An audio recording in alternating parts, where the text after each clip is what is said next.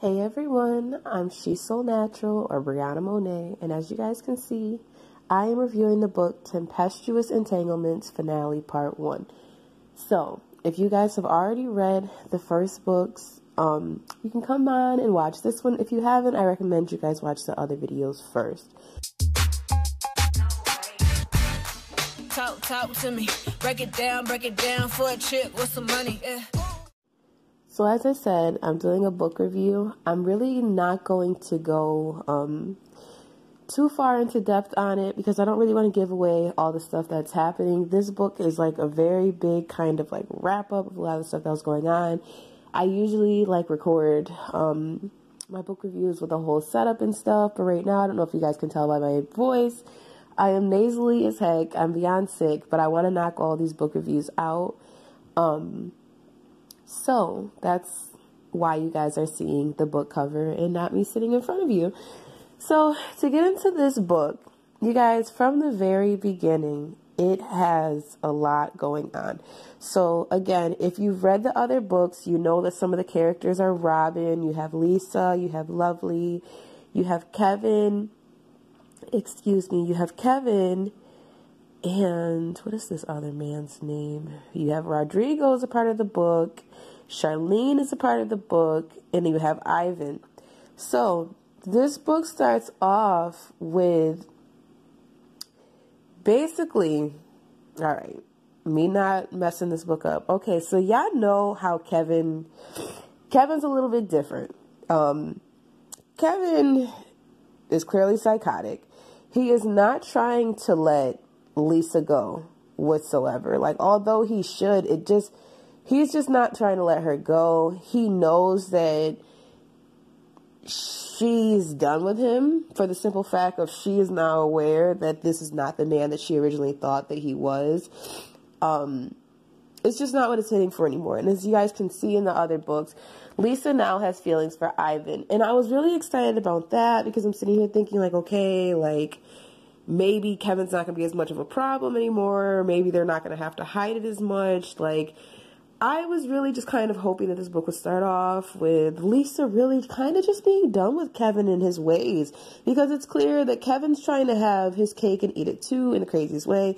Kevin wants to deal with Lisa. Kevin wants to deal with Charlene. And it's just like, what is the point here? So, excuse me, I'm sorry, you guys. So, basically, I was really like rooting for, I don't know why I was going to say Charlene, for Ivan and Lisa, right? Now, I'm trying not to like give away too much, but as you guys know, like, Lovely had like some drugs in the house, whatever. And Robin at this point, like Robin's still trying to get over her addictions. And Robin at one point, she takes like the drugs that Lisa has in her house and she gets high as hell. And it's to the point where Lisa catches her. Like Lisa catches her high out of her goddamn mind.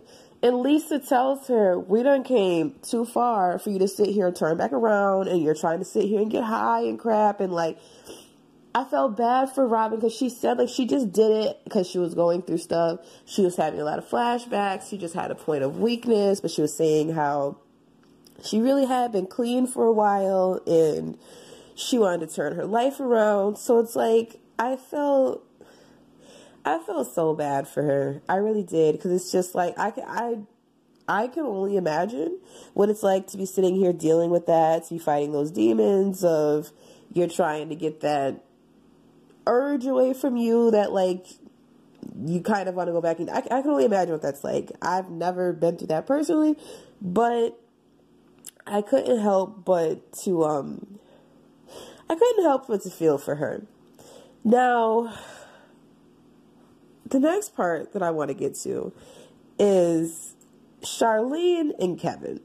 Now, the thing that confuses me with Charlene is it's like I kind of wanted her to be like more mean to Kevin. Like, I don't know what it is that Kevin has on these women, like what hold it is he has over them, but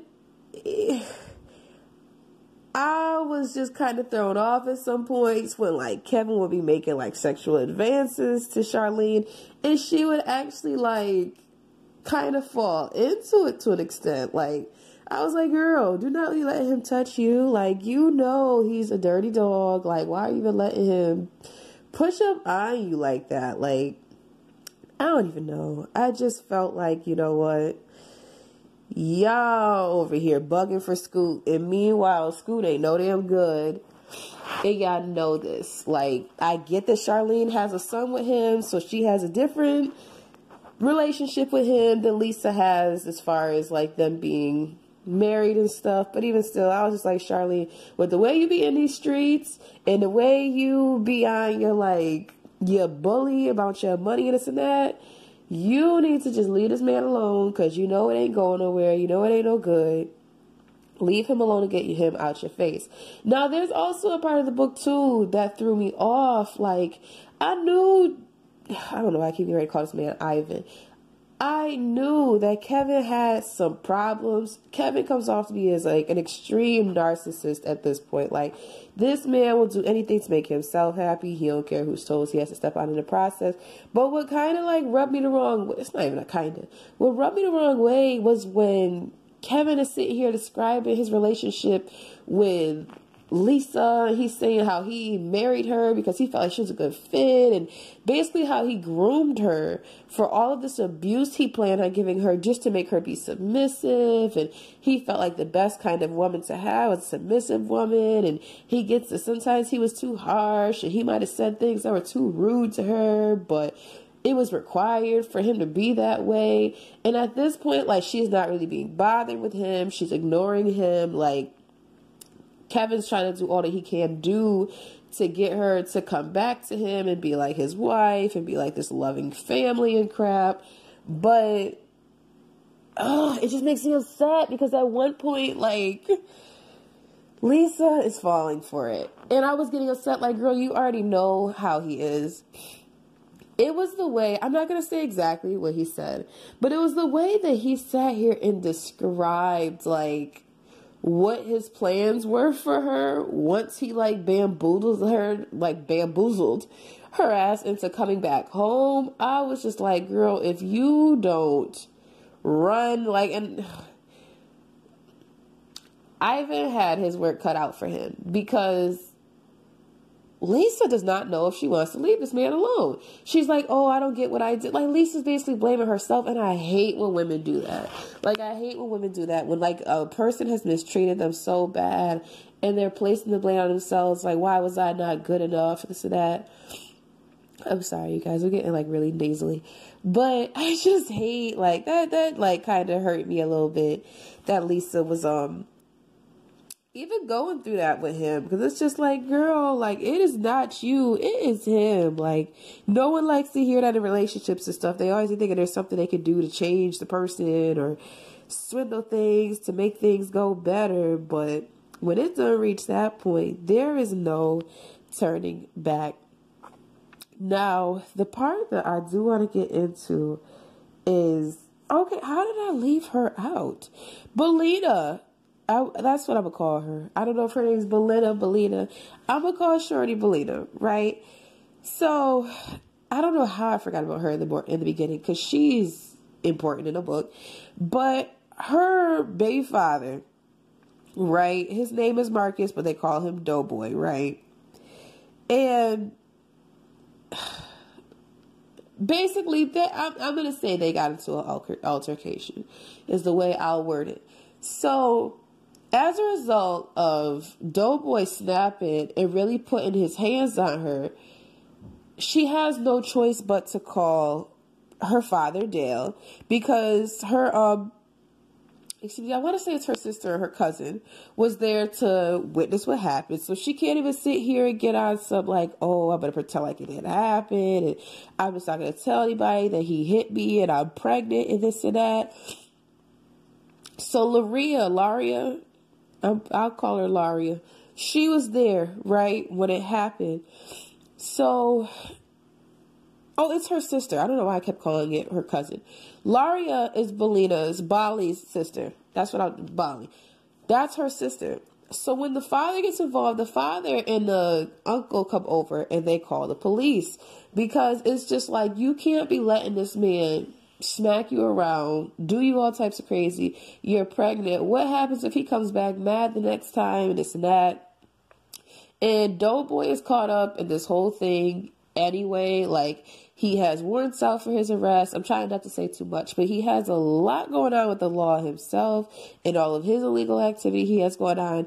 So the problem becomes, now Polly is like fighting herself, of like, do I press charges because he's not going to be beating my ass like this? Or do I sit here and do I say, like, you know what? I'm not going to sit here and tell what really happened because I don't want him to come back for me after. So Bali is put in a hard place where she has to make a decision. And to me, it's not that hard of a decision, because it's like, girl, he put his hands on you. You need to do what you need to do, protect yourself. But I get it. And as a result, Doughboy's family kind of all, they get on his ass, because it's just like, you brought heat to the whole family operation at the worst time possible. Like, you let your temper and your attitude get crazy. It gets to the point where he shows his behind so bad that now some of his family is turning their back on him. Yeah, this book is crazy. Again, I tried to give you guys the most in-depth, without giving too many spoilers, review.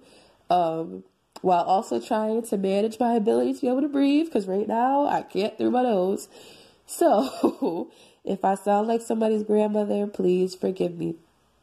But this book had over, I want to say 250 pages to it. So this is a little bit of a lengthy read. This is the finale part 1. Okay, so I'm assuming there's a finale part 2. I am absolutely terrible, because I told you guys what the title was. I did not tell you that this book is by Yolanda Dumas. I did review the books before, but I've said that already too. That was some months ago, you guys. So it took me some time to get this book review specifically, but here it is. I'm going to get out of the way and stop rambling on with my nasally sounding voice. And I will be here next time for the next book review. Bye, you guys.